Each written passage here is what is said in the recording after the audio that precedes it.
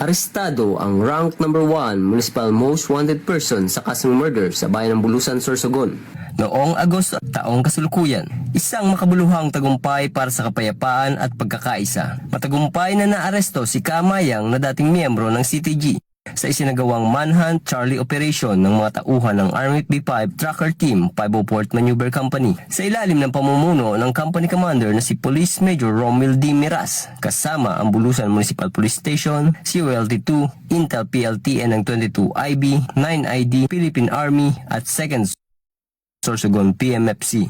Ang operasyong ito ay patunay na ang batas ay laging nananaig at walang sino man ang makapagtatago sa kamay ng katarungan. Gayunpaman, nananatiling bukas ang ating mga kamay sapagkat ang pagtalikod sa landas ng dahas ay laging may kapalit na pag-asa at pagbabago. Mula dito sa Camp Police Captain Max Jim R. Tria, 504th Maneuver Company, Army P5, ako ang inyong PNN correspondent, Patrolman Amit Riodique, nagbabalita para sa Police News Network.